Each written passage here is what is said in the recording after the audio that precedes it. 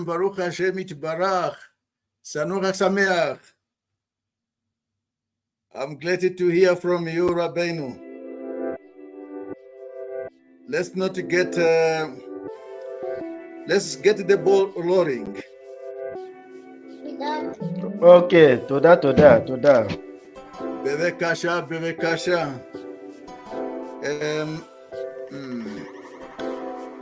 Let me get to the pages of our limud. Going back to, not going back, we have been in this, but I always start with halakha, learning halakhot. I welcome each one of us to our limud.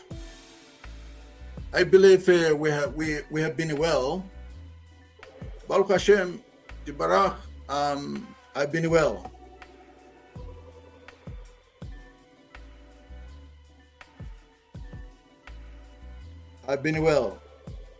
So let's get to halakha according to Ben Ish Chai.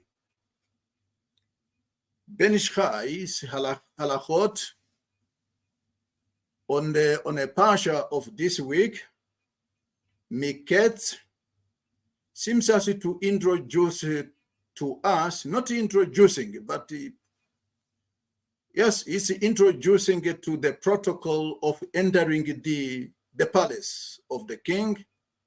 In this case, the Beit Knesset, wherever we are, we need the protocol, how to behave before you get into Beit Knesset, and when you are in Beit Knesset, and after,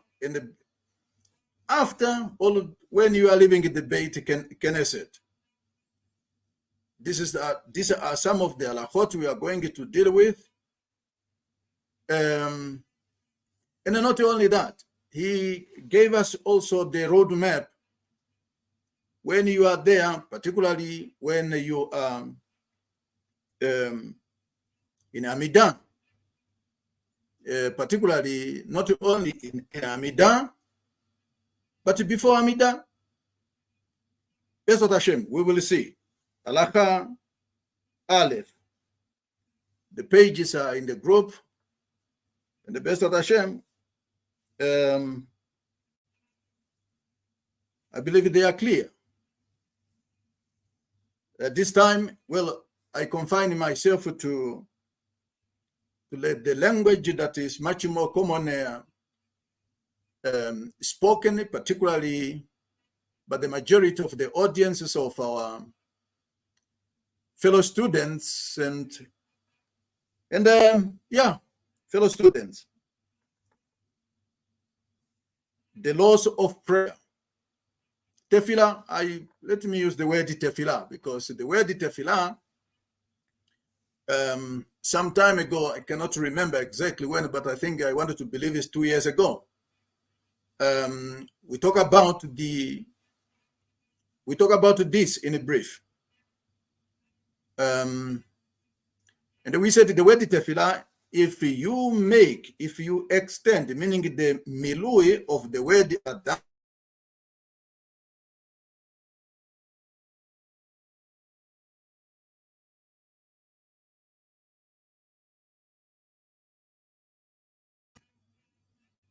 my sincere apology for the technical problem here and there, but we continue.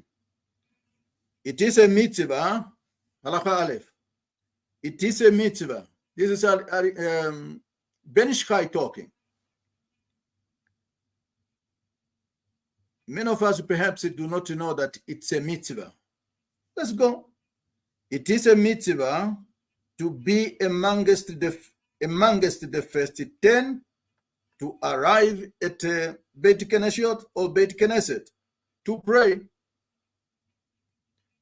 There is no point, however, in arriving among the first in one synagogue, or meaning Beit Knesset, and then going to another Beit Knesset to pray.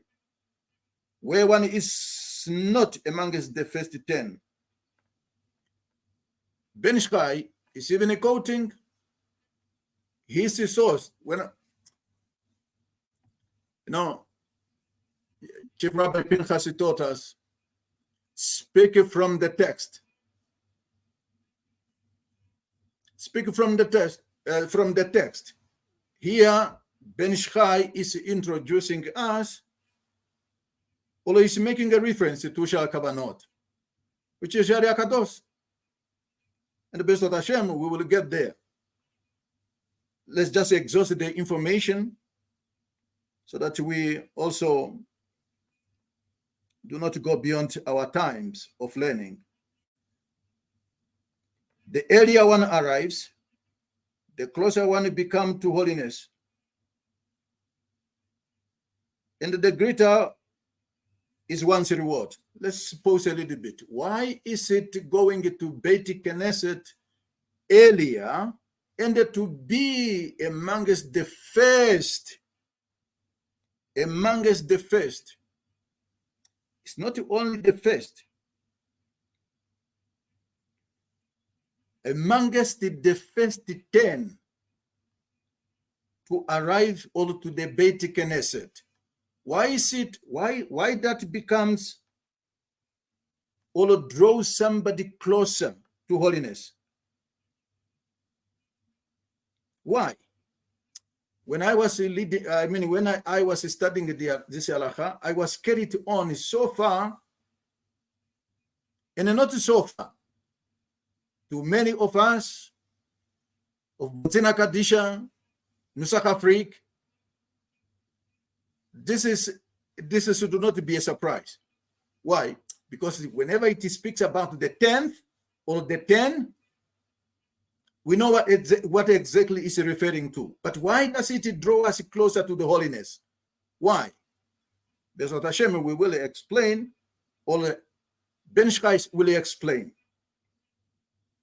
In the same way as it is a mitzvah to be amongst the first 10. Again, 10 seems to be the most focal point.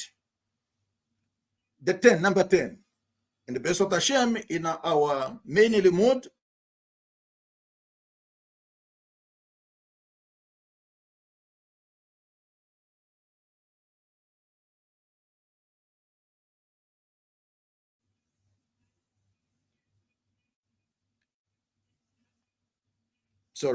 it is also a mitzvah to remain in the Beit Knesset until fewer than 10. Again, number 10 features, then 10 people remain. However, one should avoid being the first of the last 10 to leave sins. By doing so, one effectively depletes the minyan, and thus is responsible for causing the Shekhinah to depart. And the reference to that was also given. How is it possible? Now we have got the picture called the 10, and we have got now the picture called the Shekhinah. Now we have got another picture that speaks about minyan. Are we saying minyan is 10? Yes. But why would that draw us to holiness? And why would that deplete, as Ben Ishai indicate here? Deplete the minyan. Oh, yeah. Deplete the minyan, number one. And causing this Shekhinah to depart. You have got coming early to be counted the first of the 10, arriving at the Beit Knesset. That draw us closer to holiness. But we see also living early a picture of depleting a body called minyan. Why would that it cause the Shekhinah to depart? I'm asking myself questions. We go. Because of time, I will explain, Besot Hashem. Let's get to the idea first. The minyan of being amongst the first 10 at the Beit Knesset, here in their translation, there is the word synagogue. It's much more used in the translation. But the Hebrew is a Beit Knesset. Also applies to Mincha in the Aravit. It's not only about Sachrit, it's about all the three tefillot we pray, mandatory, is Bible, 3 times. And we see, and we know, Besot Hashem, we will also see what this is, 3 prayers are corresponding to. Besot Hashem, we will see. Ariya Kadosh, I'm not Ariya Kadosh, part of me. I'm too obsessed with Ariya Kadosh. Ben Ishchai continues. It is a mitzvah to run on one's way to the synagogue, and also in the course of performing a mitzvah, but one should not do so in a way which will arouse mockery. One should hurry. It's on the way to work. This reminds us what the Mishnah is saying. Hurry up to do a mitzvah. From the little that we see here on this halakha is that one must hurry to go to Beit Knesset. What for what purpose? Could I not just go anytime I want? No. Even every prayer, every mitzvah of the Torah has got a specific time to be performed. And do not be late of that time, because the time, according to the Torah and the Torah sages, it has got such a very significant or significancy. So you don't postpone,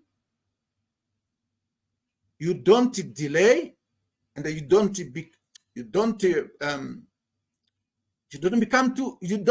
simply be slow to do the mitzvah. So hurry up. So hurry up to the Beit Knesset. It is so imperative, it's so important, to the point that from a different angle, if you do the opposite, Chash v'shalom, it gives us an idea that something may result. And what is that something may result?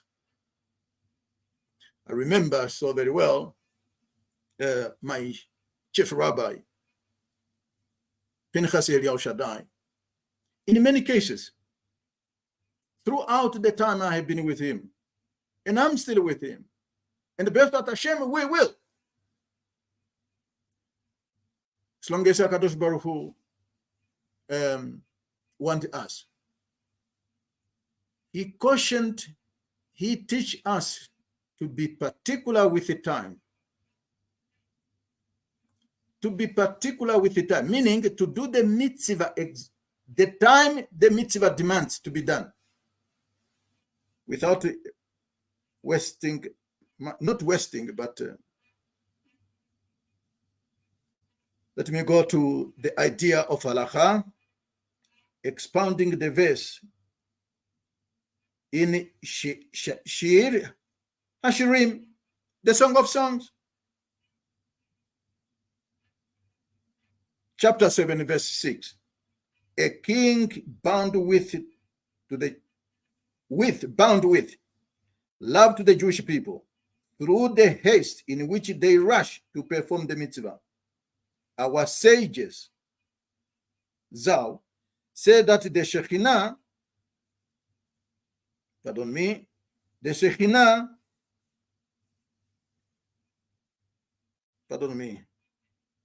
has remained present among us in exile in the merit of the occasions of two occasions on which the patriarchs Abraham ran to perform a mitzvah.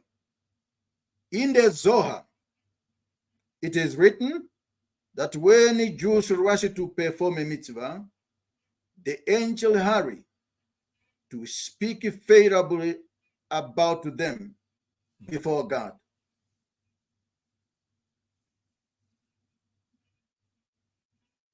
Before God.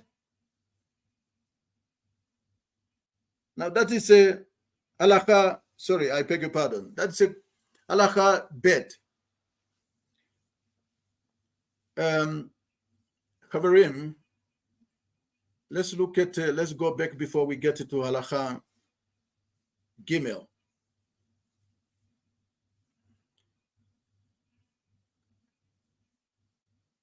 The minyan mentioned about is about 10 men. This does not include women, not as far as I know. And we know this 10 symbolizes the sages. In the case of the 12 spies,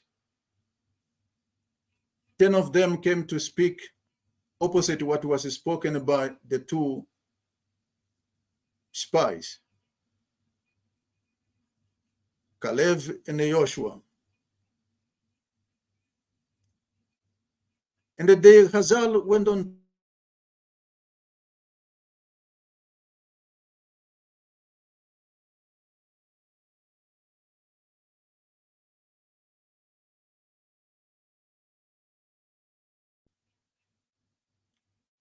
my sincere apology, it's technology.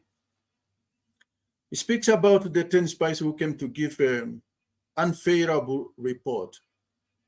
That's not exactly where I'm leading us.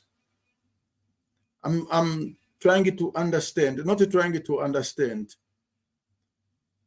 but trying to lead us to a number being used, number 10. Particularly when we look at the Hebrew alphabet, there is a specific number. I mean, not a number, but a letter. What is this letter? The letter Yud. That came to characterize a body called a minyan. But it also characterizes also the opposite. Why? Just as you have got the 10 Sephirot on one side of Kedusha, you do have got also the same on the other side. Why would arriving early to be the first of the 10th at the Beit Knesset? What is really the message there? I wanted to believe it. This is how I deduce from this halakha. You have got the 10 Sephirot. The first one called the Chabad, Chokhmah Bina, the art. Could it refer to there? I wanted to believe yes. I wanted to believe yes, that it would be perhaps, not perhaps, personally, I would believe yes. Be the first to be there. And B'ezrat Hashem, we will see the significance of this. The significance of this. Why? Because for those who have been following the Bozina Kadisha rabbis, Nusach Afrik rabbis, on this particular issue, we know that there are two stages. There are three, in fact, three, but mainly I wanted to speak about only those two. The world of Katanut and the world of Gadlut. And we see the three Sephirot of the 10 Sephirot that they don't fall. Only the 7 that have got to do with our emotions, expressions, but the 3. Be the first to be there. I will expound this one when I will come to the main limud, because in the main limud, B'ezrat Hashem, I will speak about acquiring that wisdom in everything. And the B'ezrat Hashem, we will see. But let's go with the. It says you must not also be. There are so many people who when they leave the Beit Knesset after davening, they rush. They rush from there. Yes, there are so many various reasons as to why a person has to rush. Okay, some of us, we rush because we have to catch up with buses to work, to our respective workplaces. Or there are some, we have to attend to some urgent matters. But here we see Halakha says no. We have to be slow to leave the Beit Knesset, particularly to leave the minyan. What is the point of minyan? We know that there are certain things that you cannot do if you are less than 10, particularly reciting Kaddish. Yes, particularly it's just Kaddish. You cannot. And then for us, we have learned through Chief Rabbi Pinchas taught us many things. What lies behind the Kaddish? Whatever Kaddish, they are not the same. So it has to be recited by when people have got a minyan. Now it looks that the Shekhinah, by implication, Shekhinah is much more when there are 10 men. Shekhinah is there. Could it be that well? When we are few, the Shekhinah is not there? No. But let's just confine ourselves to Shekhinah and the 10. No, you have to look at also the Shekhinah. What? Oh, B'ezrat Hashem, maybe I should reserve this for today, not for today, but for now. So we know that. So people cannot recite Kaddish if they don't form or if they are not a minyan. But it says, do not deplete the Shekhinah to depart. Do not deplete the 10th that could cause the Shekhinah to depart. But how do I do if I wanted to go? Yes, you hang around. I remember my chief rabbi Pinchas, Rabbi Pinchas said, oh, you see, you linger around. You ring around to see which one. You don't want it to be responsible. I don't want it to be responsible. The consequences of causing the Shekhinah to depart because of me, I don't want that. Because as we see there on Halakha, it says the Shekhinah accompanies the Jewish people in exile. Okay.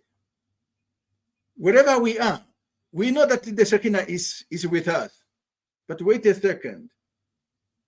If the Shekhinah has to depart, we are in exile. But if the Shekhinah has to depart because of me, what is there then? Guiding, and even what will happen when it comes to, oh, my battery. Just a second, please. It came.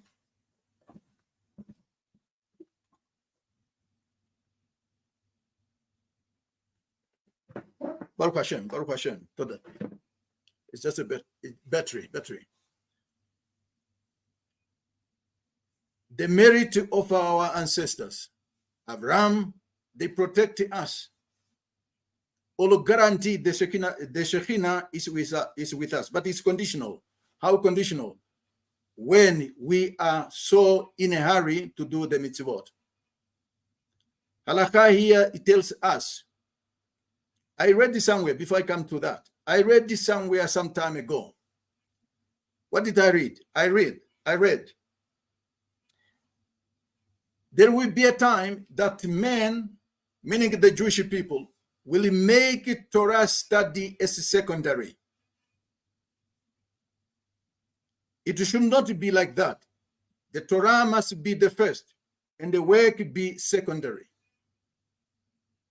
And this is what I got and what I have received from my chief rabbi, Rabbi Pinchas Eliyahu Shaddai. What did he say to me? He said, work. One must not take so much pride. No, I'm going to work. I'm going to work.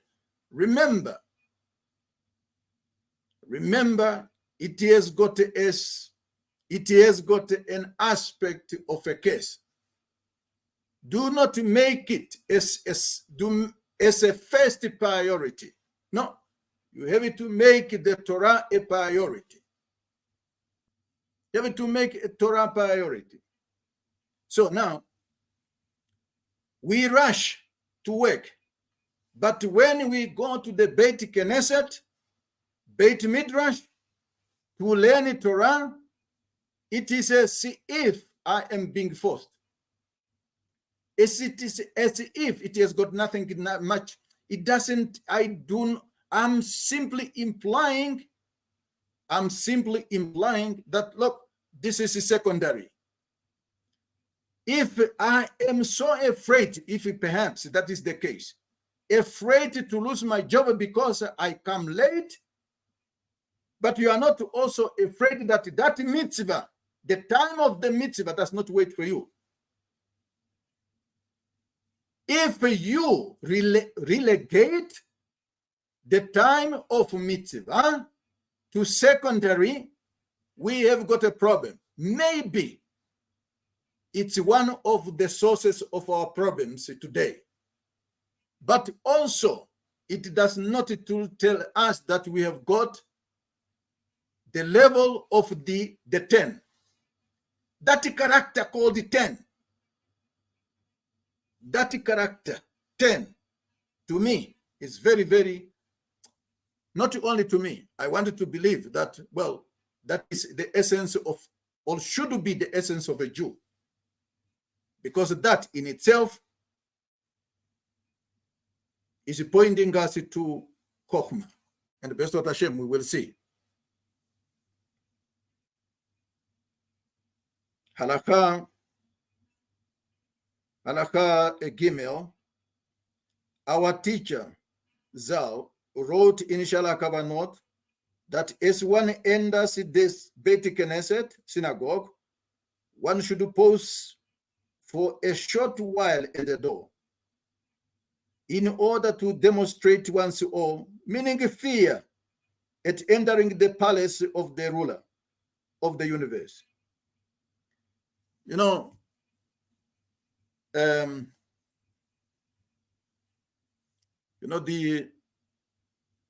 word Kabbalah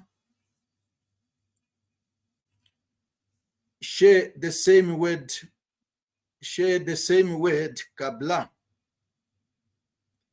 the parallel, giving us the idea that is what our rabbis have said. If you want to know how the kingdom of heaven operates, you have to look at the kingdom of man.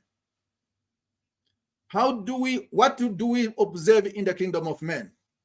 In the kingdom of man, we observe, or one of the things that we observe is the protocol, how to behave in a palace, and how to enter the palace. You don't just simply enter like, no, because Halakha also said, no, even in your room, you have to knock. You have to knock to give, or to warn that you are coming in. So here, Halakha give us the same idea. Give us the same idea. Initial Kavanot. And here, we're talking about Arizal. Aria Kadosh, yes. Aria Kadosh. That you have to pose a bit. You have to pause before you enter. What is the purpose? What is the significance of you pausing a bit before you enter?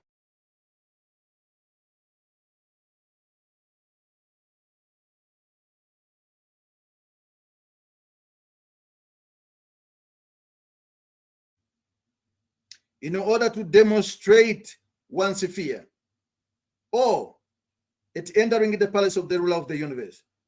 This has got any effect. This has a great effect in performing one's appreciation, perfecting, I beg your pardon, effect in perfecting one's appreciation of God. And there is alluded to in Vaikra, Leviticus, they call it Leviticus, but let us confine ourselves in Hebrew language. Vaikra chapter 26, and the pasuk or verse 2, and they shall river my sanctuary.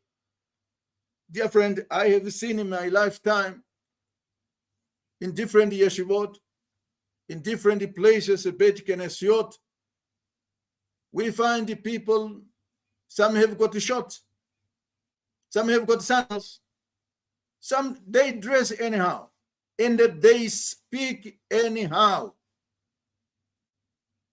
They speak anyhow, and they dress anyhow. That does not even fit the servant of a servant or the servant of the king. The manner of our conduct in a Beit Kenesiot and within the Beit Kenesiot does not even befit the ruler of blood, of flesh and blood. You cannot come to a ruler, whether this ruler is just a minister, simple minister, or a ruler is just simply the one who keeps the gate of the palace. And then you appear like that and you said, oh, I wanted to see the king. No, it does not. The way we behave at the Beit Kenesiot is so terrible. I'm so sorry. It's not what I'm saying. I'm just putting in emphasis. They shall river my sanctuary. Our sages teach in Avot that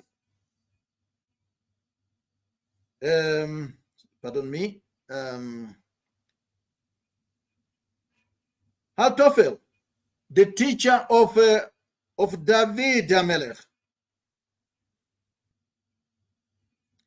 in the Tehillim chapter 55, we shall walk in the house of God with emotion,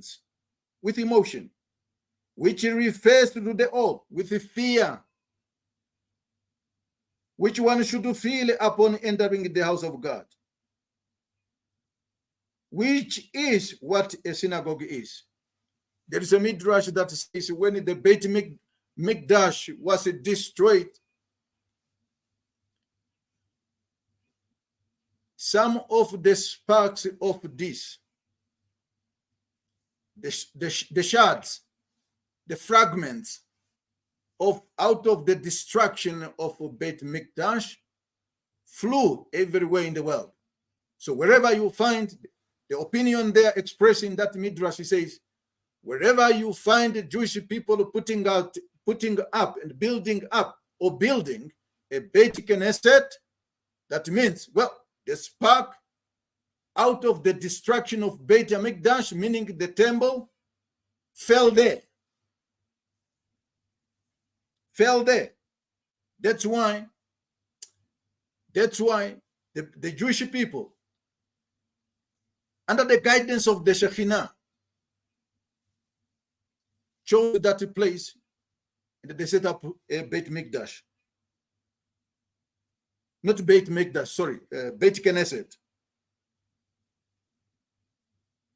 We will end with this halakha, Gimel, before we get to our main limud, B'ezrat Hashem.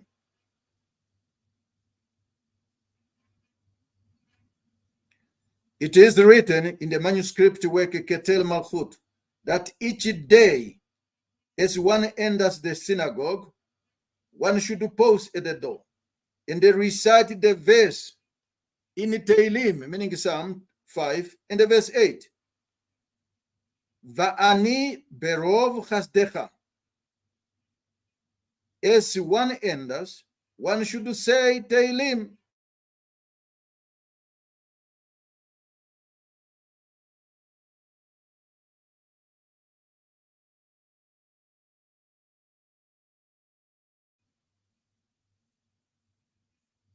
And as one enters, one should say Tehillim 46 and the Pasuk 8. What does Pasuk say? Hashem Tzevaot, Imanu, which alludes to the patriarch Abraham.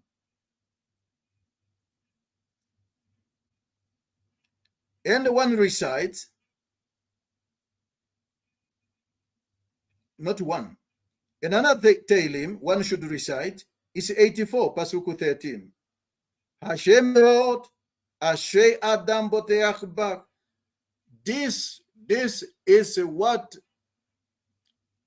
what one should recite when you are at the door of the Beit Knesset. What is this one? The last one is allude to, which alluded to the patriarch Yitzchak. And the last one, the Tehillim 20, verse 10. Yaakov. This also alluded to Yaakov. Ideally, these 3 verses should be recited while standing at the door of the synagogue. But if this is not possible, they should be recited while entering. You remember it speaks about performing the mitzvah, only one must hurry to perform a mitzvah. And it says, it's in the merit of the patriarchs that the Shekhinah is accompanying us. Here we are told that when you are entering Beit Knesset, at the door there, you should recite this particular passage. It's in your Siddur. In your Siddur is there. Those 3 passages. Meaning, this implies that it is through the merit of those 3 patriarchs. And we know these 3 patriarchs. We are talking about Chesed, and we are talking about Bin, and we are talking about Tiferet, all that, for example. Again, it leads us to the concept of 10 being the first of the 10 to arrive at the Beit Knesset. we also could remember that all these three patriarchs mentioned, each one is representing an aspect of Adam Arishon to fix something. And what is that something to be fixed by each one of them? Certainly it has got to do with us. It has got to do with each one of us.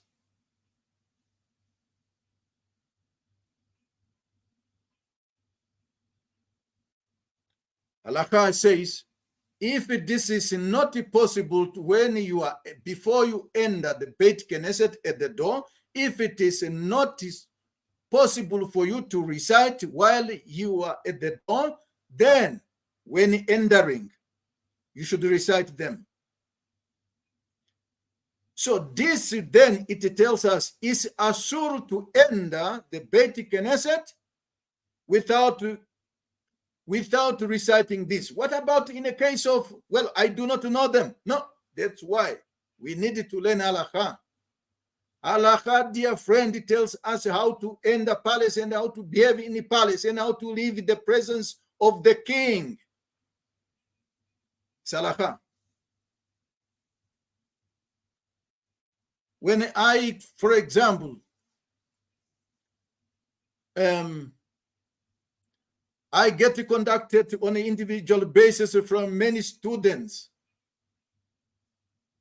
And when I said, dear friend, let's go to halakha, let us know how to do things, some of them, they give me an impression that, well, no, Chief Rabbi, that is a little bit boring.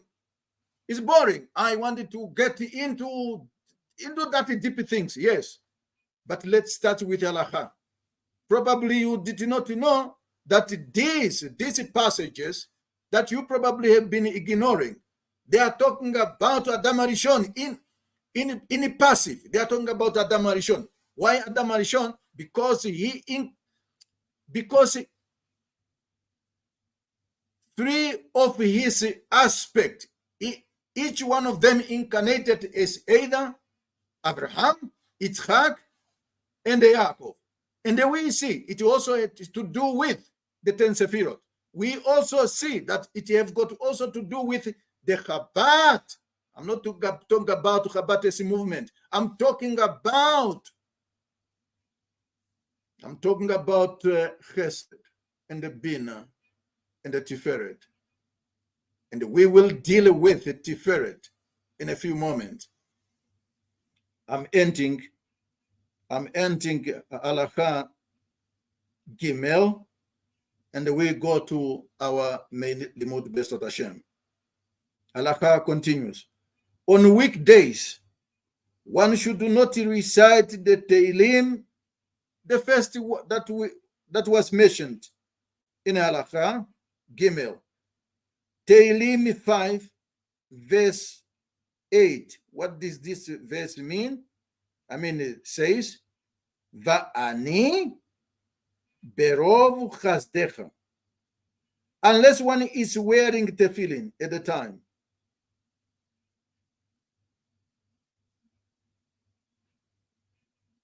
It appears that you can only recite this passage you have got tefillin on. And if you don't have, Bezot Hashem will find a way for you to acquire one in order to do the mitzvah.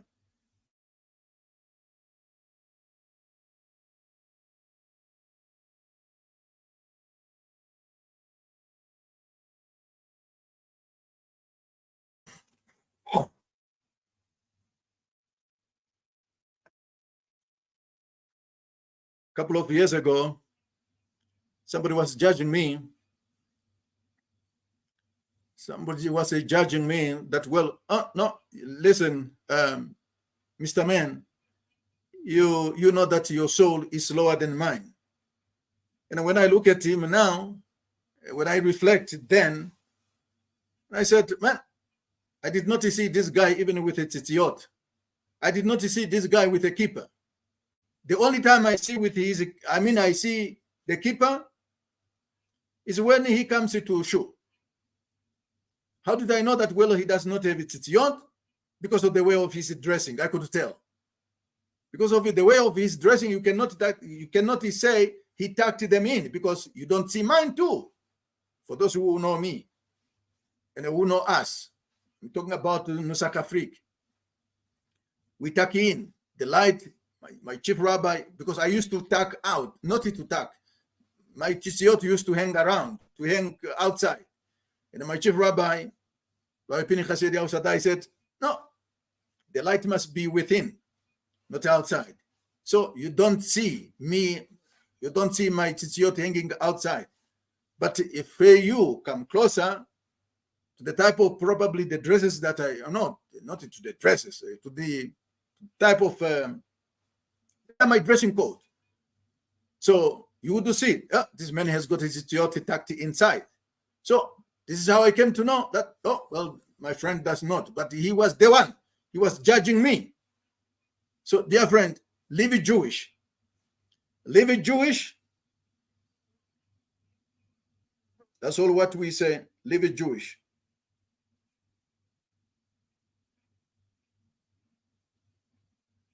Halakha continues. For the Shabbat and the Yom Tov, when tefillin are not worn, one may recite it on entering, even if one is not wearing the talit gadol, provided one is wearing the talit katan. Talit katan, we understand. Talit gadol, the big god talit, we know here, and we know that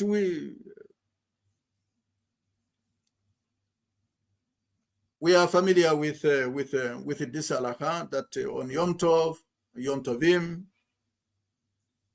on Shabbat, we don't put on tefillin. So you recite this passage. You recite this passage. Once again, dear fellow Chavrim, we end on halakha. We end for today. We end here for today. And the best of Hashem, we will continue with the learning of learning halakhot. And I wanted to end with this remark on when it comes to halakhot. Why are these so important? A number of groups that students across the continent of Africa have added me to. There are so many questions across the continent. And my emphasis, as you do remember, is that it's on halakha, learning halakha. Learning halakha. Why? Because when you look at, you picture yourself when you were young, from infant, when you were a baby, started crawling, you would eat dates, you would eat anything, you would put you in your mouth anything, and you could play with anything. Even a snake that coiling about you, you don't see, you don't sense that is a danger.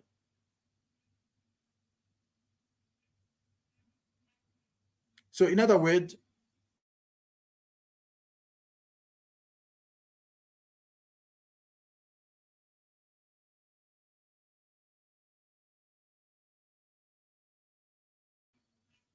without being guided by something, and in this case is halakha,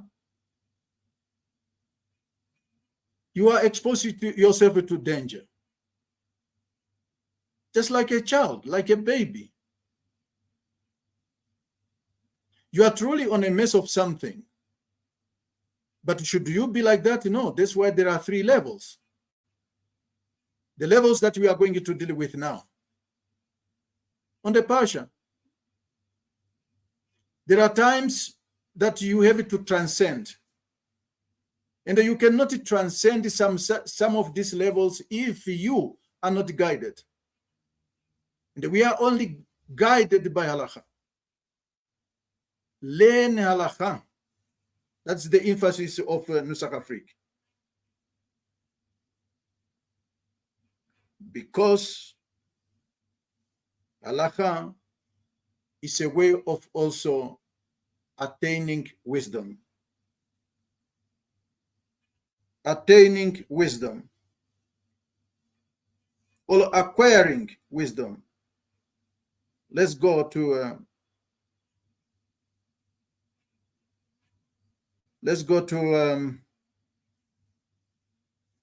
our main limud, the Pasha of the week. The Pasha of the week is Miketz. In this Pasha, we also encounter so many things. We found the dreams, we found also the encounter of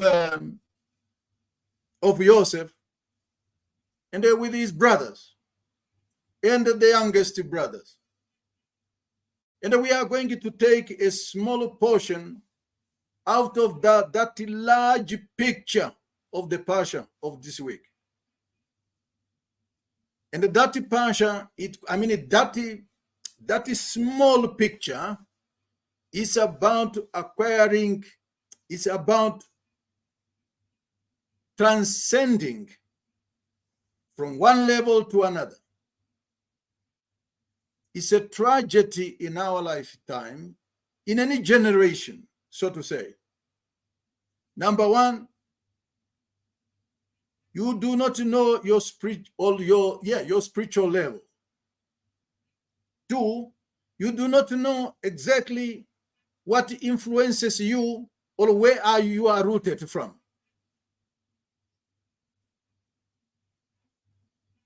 Chief Rabbi Pinchas Eliyahu Shaddai taught me for many years.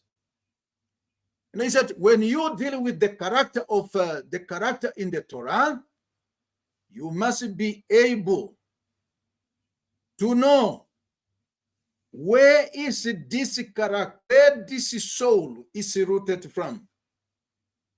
Many of us are not there. Many of us are not there. Then how do I get it to know? It's only when you study Torah. So I am going to deal with a particular aspect. And that particular aspect is based or is taken from chapter 43. In the Pasuk 29, Kaf Det, I read it to our hearing so that we appreciate what Arya Kadosh is going to tell us, and what he's going to tell us, we are going to learn, and each one of us is, according to his or her ability, will learn about your spiritual level and your spiritual root. Because without you knowing, you will fight this. You will just simply live a lifeless life. And if only when you are in this world, what is expected of you to do? Many of us are lost because we are being bombarded by so many things in this life. No, you must strive to be. You must strive to be like. No, you must have this so that well society embraces you or take note of you. Is it truly what life is all about? We will see based on Hashem in a few minutes left. Based on Hashem, we will end at 4. This pasuk, it speaks as follows. Vaisa enav, vayare et Binyamin. אחיו בן אמו, ויאמר הזה אחיכם, הקטן אשר אמרתם עלי, ויאמר אלוהים,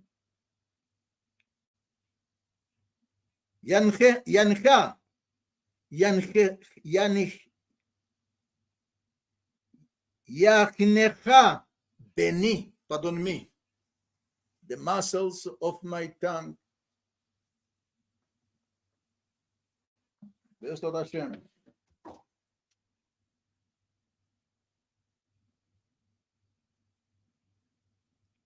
What is that pasuk saying? He looked up. How can you look up? What does that meaning? Can I look down? What does it mean he look up? He raised, because that is the word vaisa mean. He look up, and they saw his brother Binyamin, the son of his mother, and they said, is this your youngest brother, your young brother? You mentioned to me, this is Joseph, this is the word of Joseph.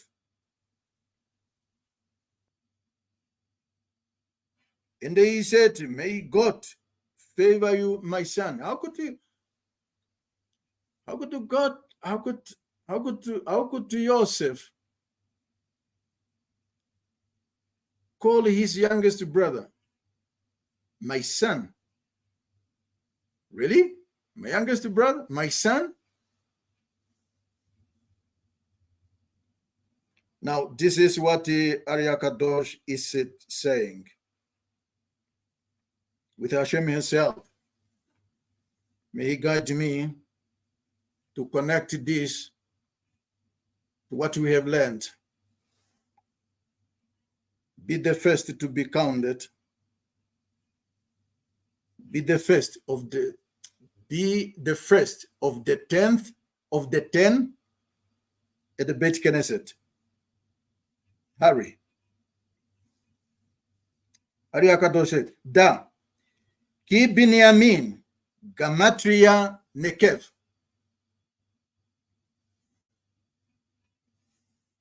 ששם מקומו בסוד מים נוקבים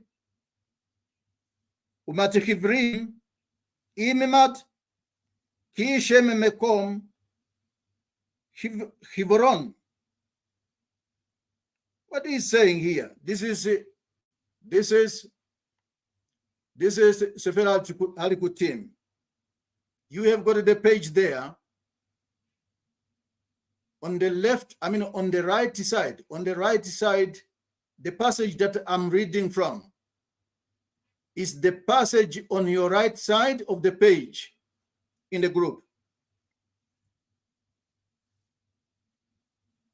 Arya Kadosh, what is he saying? He's saying no. I love the teaching of Arya Kadosh because he emphasized no. Always he said da. In many, many cases, he used the word da, no. It's a big word for me. Or to me, that's a big word. Know that the gematria value, what is that? Numerical value of the name Binyamin is the same as that of the word, the whole. H-O-L-E, the whole, which is translated as Nekev. What is the Arya Kadosh teaching us? For that is the spiritual location of what?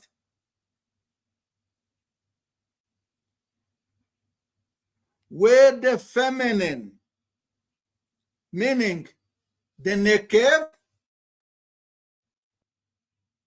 is a spiritual location, meaning where the feminine water and all unite with the masculine water. Maim nukuvim. You see, in the Torah, you don't find much more of this concept.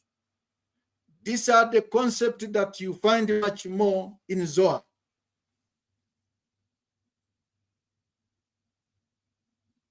Let's continue with the thought of Ari HaKadosh. What Ari HaKadosh is teaching us. Ari HaKadosh went on to say, Lekach amar lo Yosef לבנימין באיזה בחינה הייתה יודעה אני ששום א'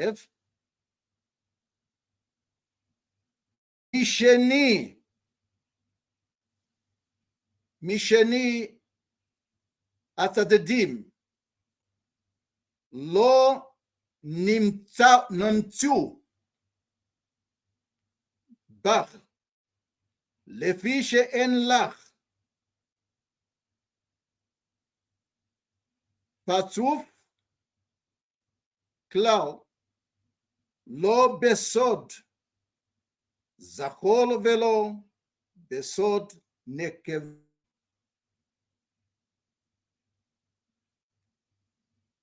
Basically, what Ari HaKadosh is leading us to understand. Remember, he said, no. Therefore, Yosef said, Lekach lemar lo, Yosef, leBinyamin. Therefore, Yosef said to Binyamin, what is spiritual level do you pensify? Yosef wanted to know the spiritual standing or location of his youngest brother that he called my son. I know that you embody neither of the two sides. What is side? I beg. What side is being referred to here? He went on to say, for you do not embody any partsuf whatsoever, neither masculine nor feminine.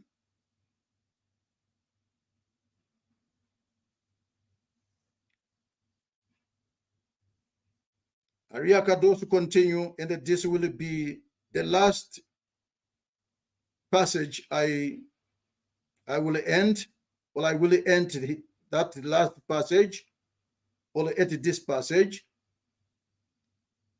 and we are going to crack Be'ezrat Hashem what is being taught to us.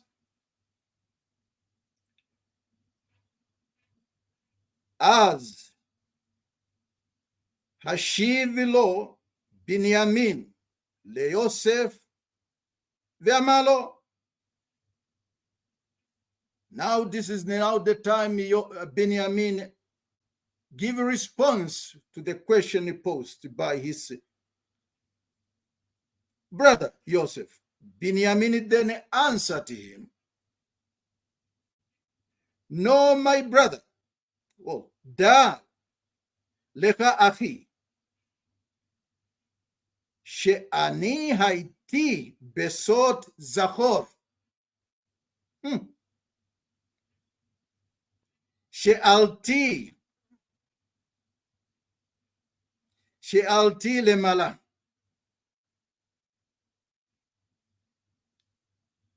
שאלתי למעלה במקומך לשוב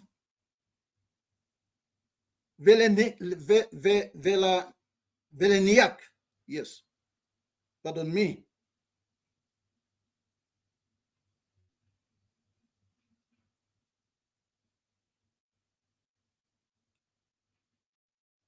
Leanek is another level of the three levels that I have mentioned before.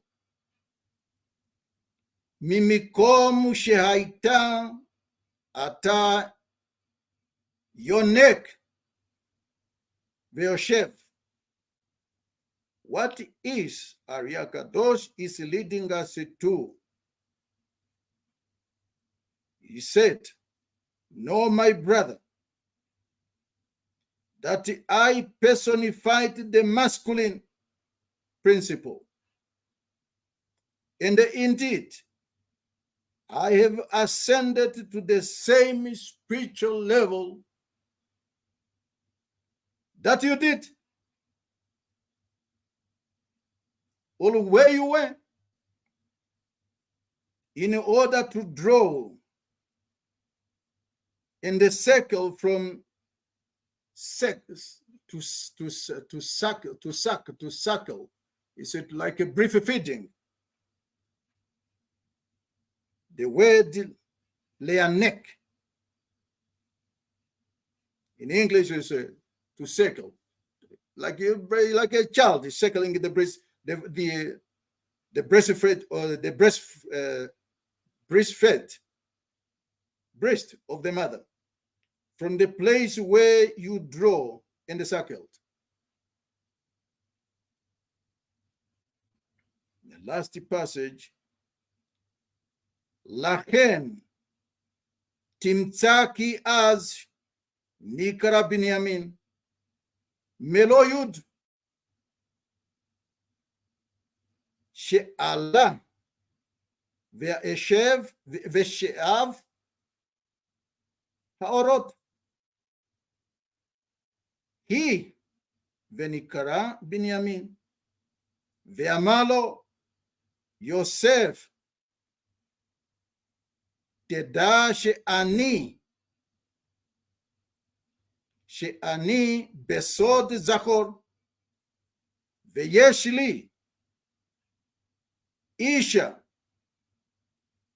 ובנים.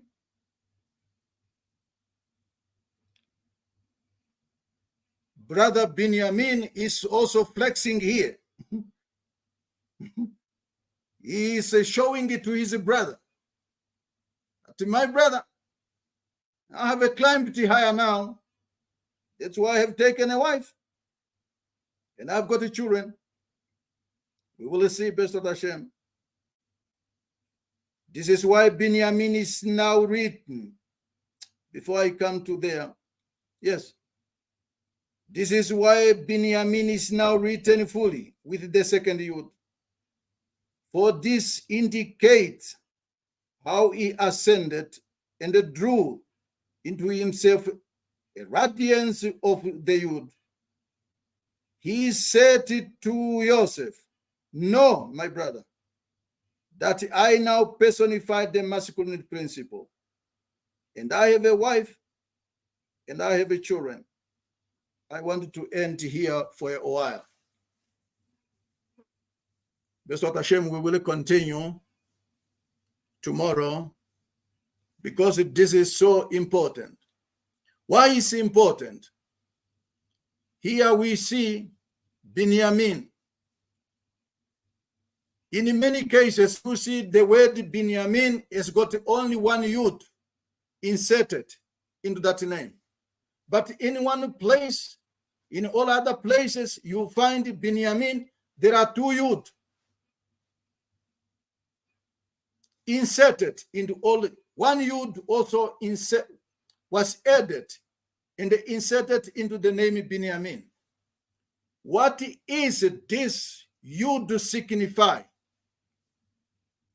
Here we know Ariya Kadosh is telling us that Binyamin, he's answering his brother. He said, "Look, my brother, the level where you are, the level where you have been, the level where you have sucked Yenika or Yanik, that level where you have sucked to that point is where I have ascended to. And I have also sucked from there. Meaning, this is, meaning, he's talking about wisdom. He's talking about chokhmah.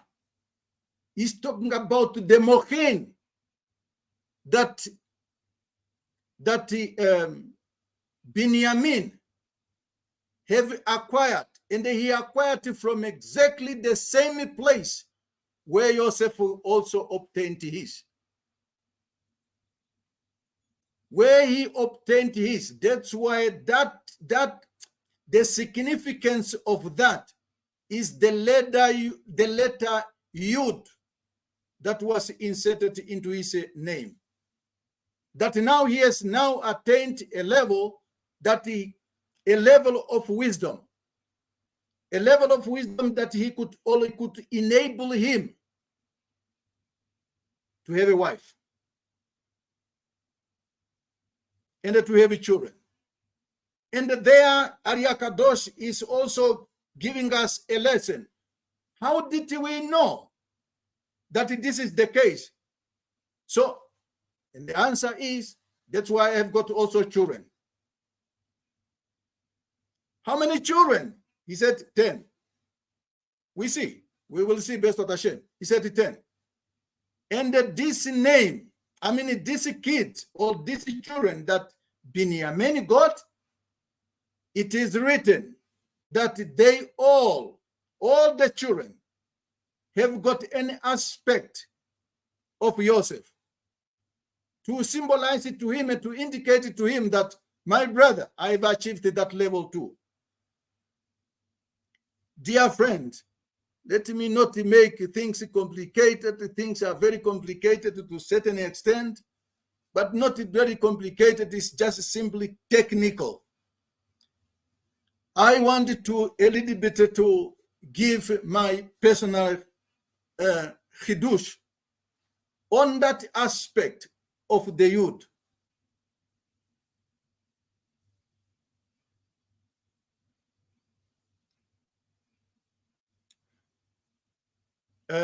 Not too long ago,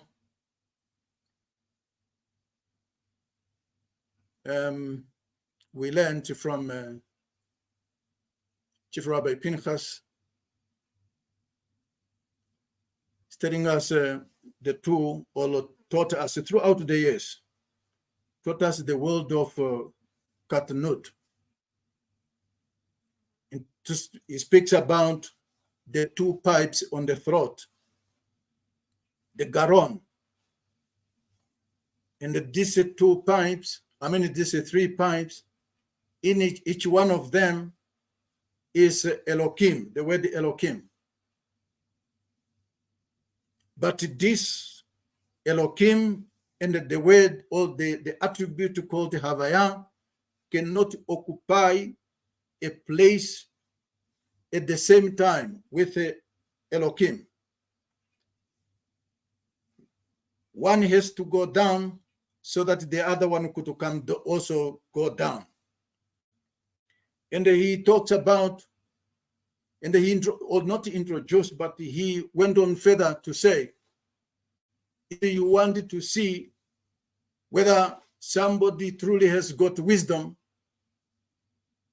then you have to see the type of things they do, whether it's a way of speaking, the way of conduct, the way of behavior. You can tell this person has got wisdom or not. If he has got a wisdom, then we know his world is the world of Gadlut.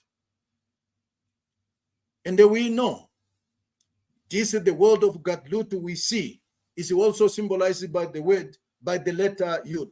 Why? Because that is Chokhmah. No. Now the question is, dear friend,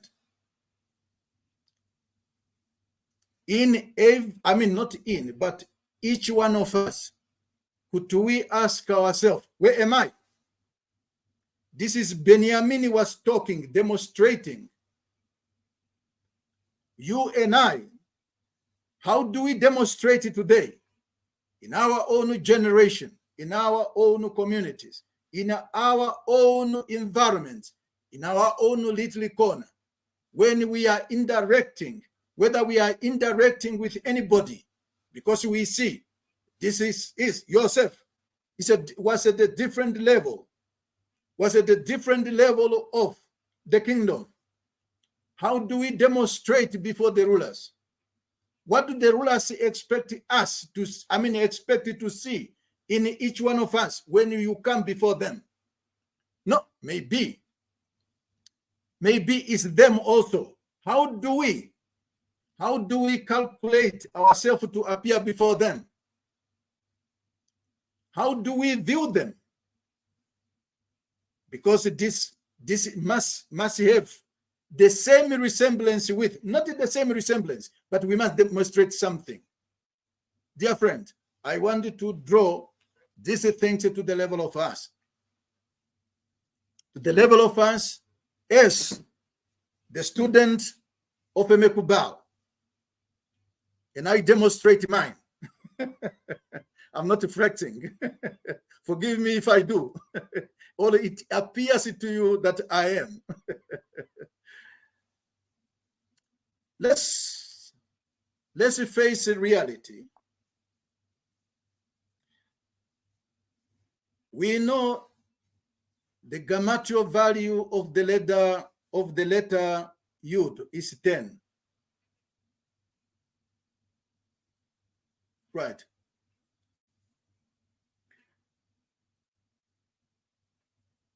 In a book, Ruach HaKodesh, and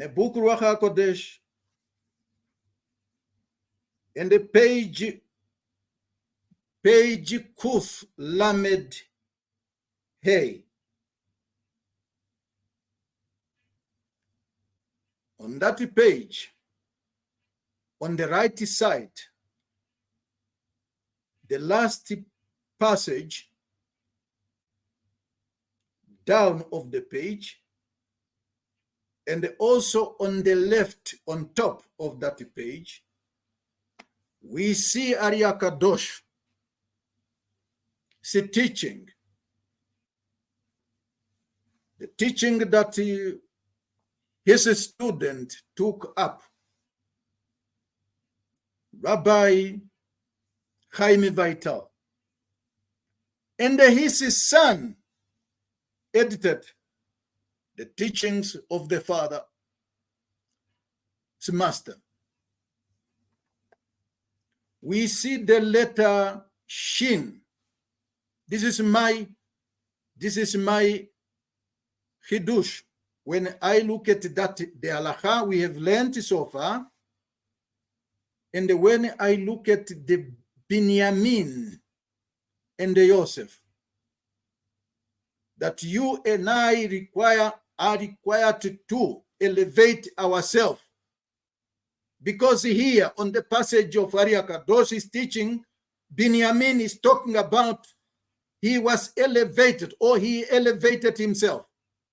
And we know the level of Yosef Atzadik, that is the Yesod.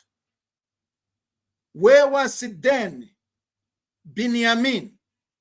If he said, I have also been elevated, where was he? And we know that this is Zah. Because that is the last Sephirah, Yesod of Zah. That is number 6. And we will deal with number 6 in a few seconds. We see that the letter Shin has got has got 3 vowels. These 3 vowels, when you look at them, according to the teachings of Arya Kadosh, the pinnacle of every valve, you have got, meaning the kot is a Yud. It's a Yud. The very same Yud that we see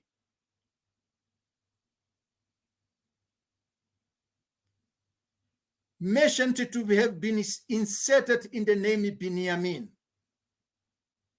The very same Yud that is hindered to into the first tenth, the 10, meaning the minion. The same one. Now, you do have got the Yud on top of each every vav of the letter Shin. Now, look at this. The gematria value of Yud is 10. If they are 3 connected to 3 vowels, the gematria value is 30. But the vav is 6.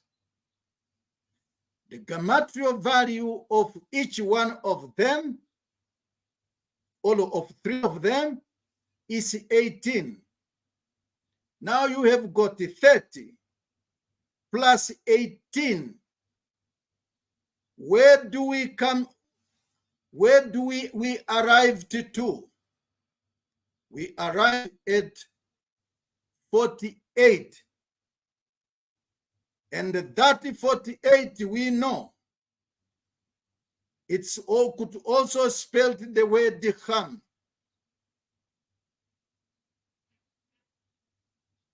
It also spelled the way Dicham. I will come best, not I will come.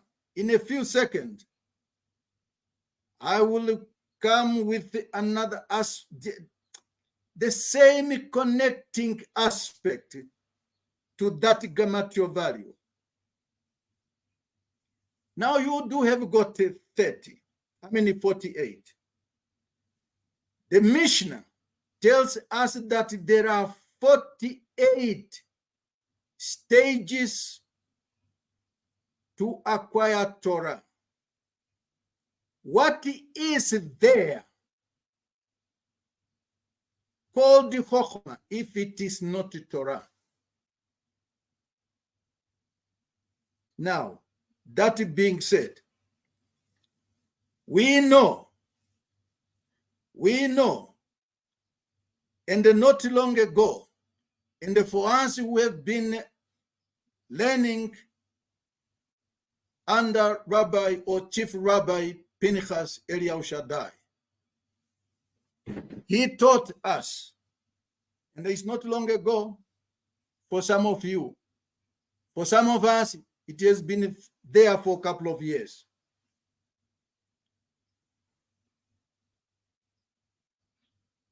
The Yesod is the number 6 Sephirah in Zah 6.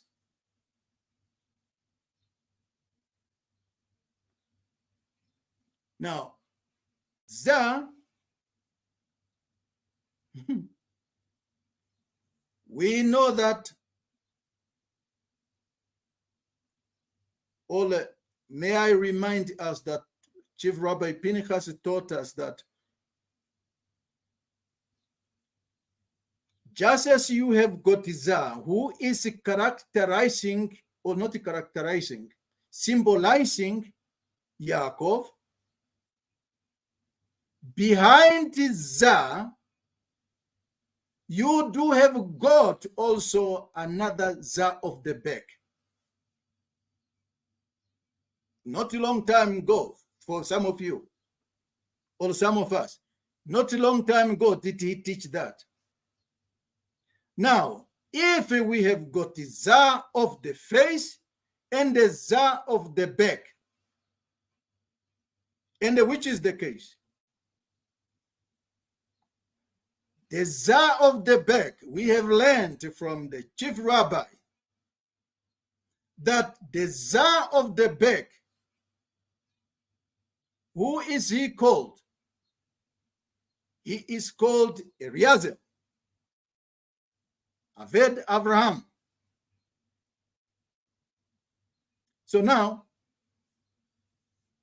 Eliezer, meaning the Zah of the bag.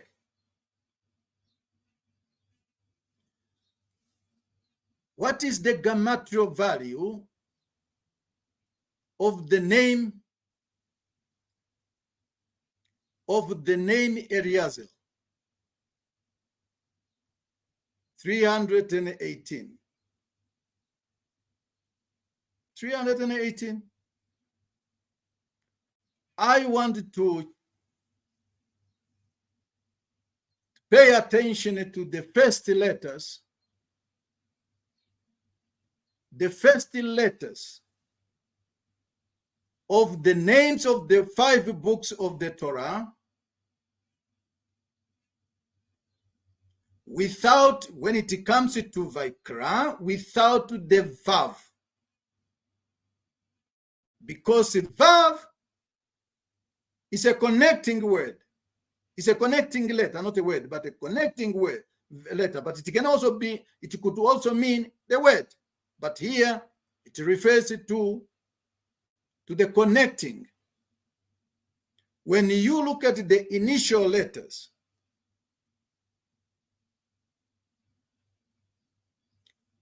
you will come to the same gematria value of 318. But where am I driving the whole thing? You look at, for example, our rabbis have taught that when the Torah speaks about the Gan Eden, meaning the Garden of Eden, the word Gan, the gematria values is 53. If we apply one principle, one system, not a principle, one system of the Torah of multiplication, Vav, which is a symbol, not a symbol, indicating or characterizing the Yesod, being the 6th Sephirah of Zah, then you do have got 6 times 53, because 53, our rabbis have taught that the 53 corresponds to 53 parshiot of the Torah. Being that the case, if you multiply 6 times 53, it gives us 318. Dear friend, I am now asking myself about us, the Nusach Afrik. Why the Torah seems to hide my version, and only that I'm required to dig so much in order to discover myself in the Torah. I'm talking about Nusach Afrik. I'm not, this has got nothing to do with your color of skin or my color of skin. But I'm saying there is an aspect that we have to come to face with. We have to come face to face with that reality. And do not dismiss it because it does not meet the narrative or the approval of your narrative. I require wisdom. But where do I get this wisdom?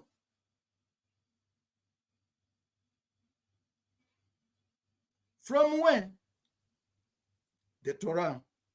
But which Torah? Because we know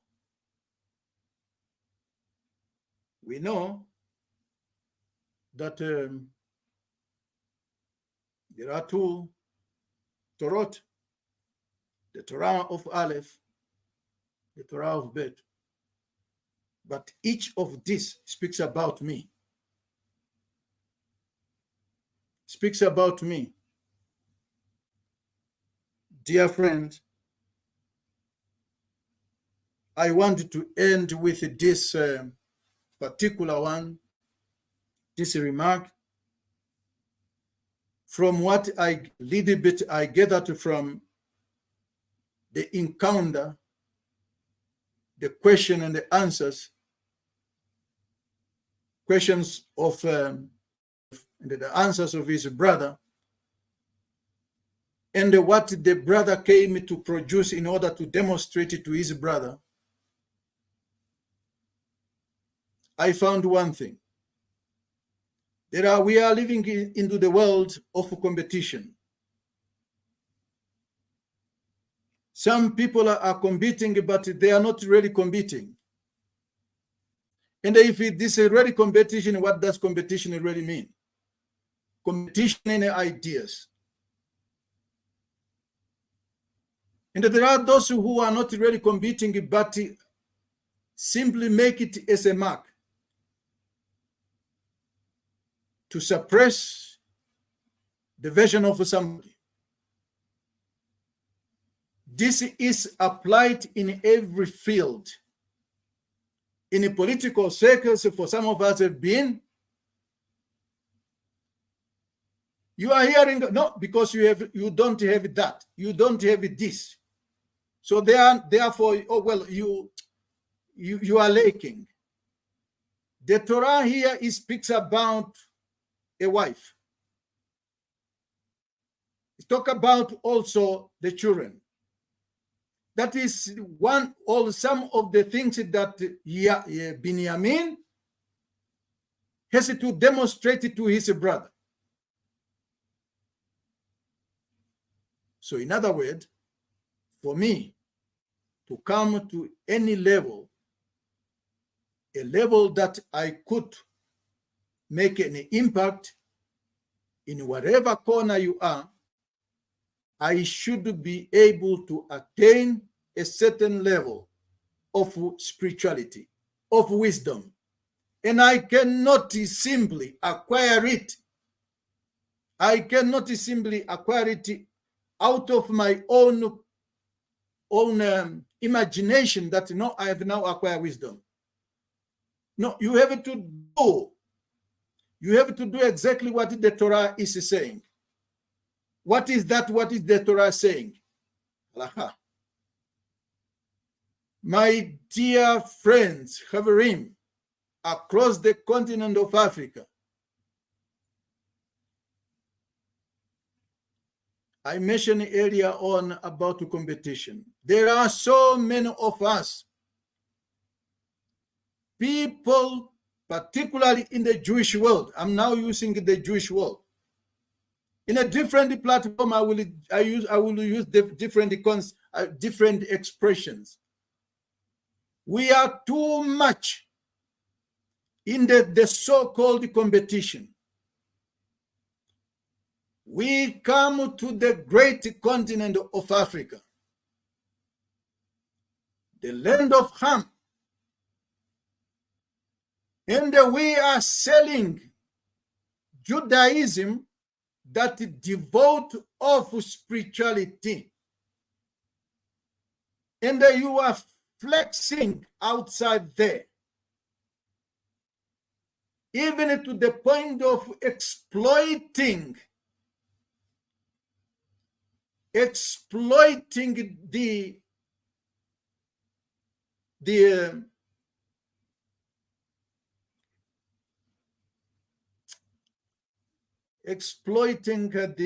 what is this? I'm looking for the English word.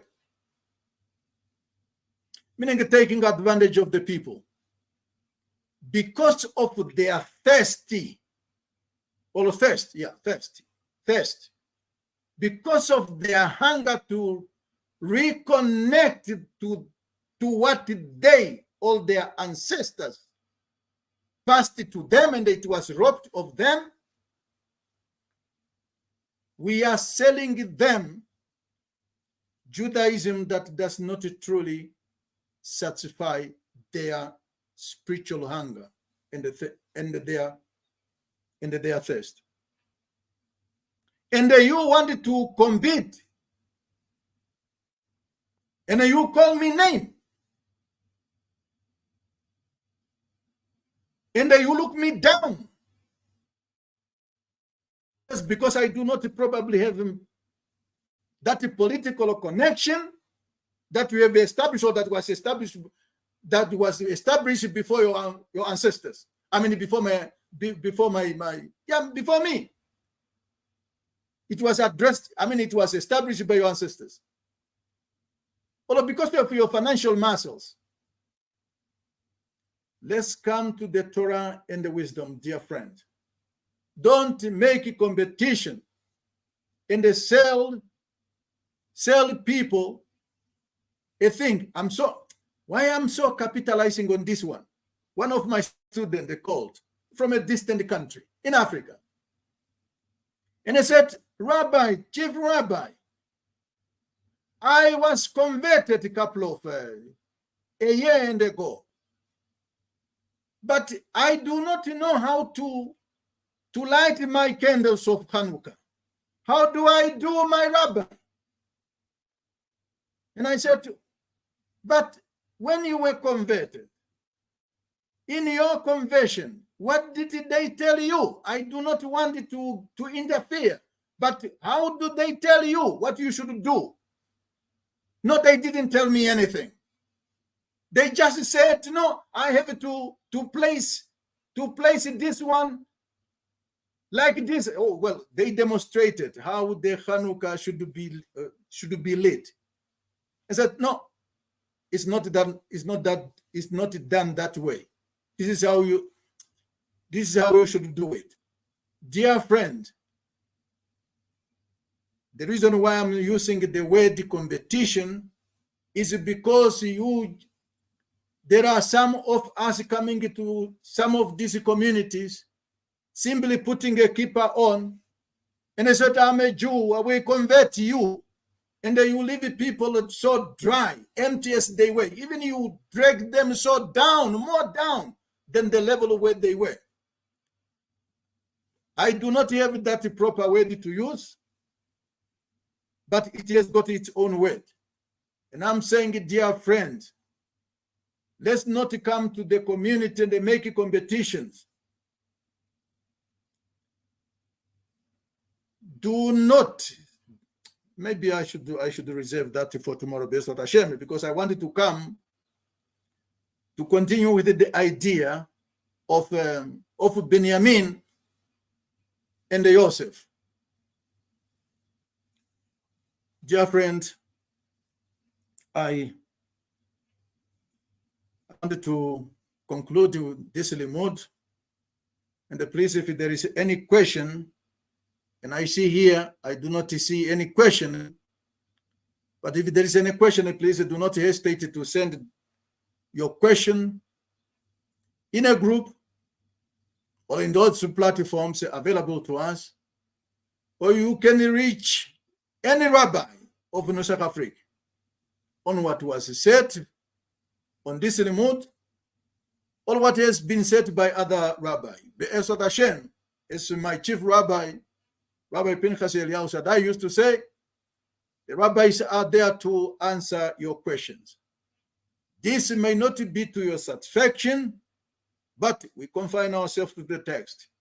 We didn't write, we just simply, we take it from the text.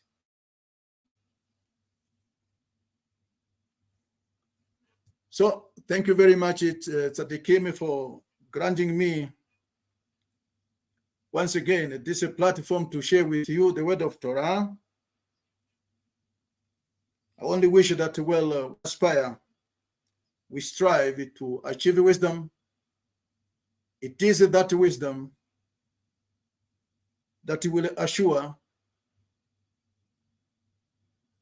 our differences among the communities we find ourselves in.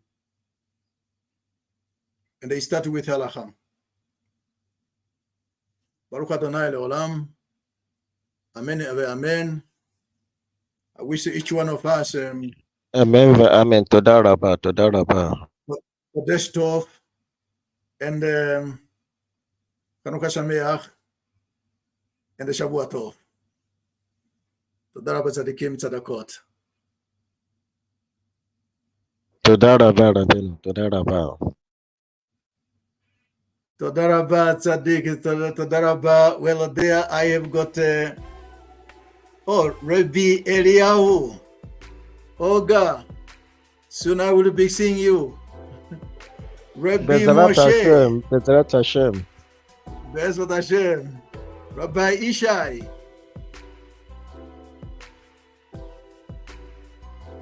חזק וברוך, שלום שלום. שלום צדיק. חנוכה שמח. חנוכה שמח צדיק.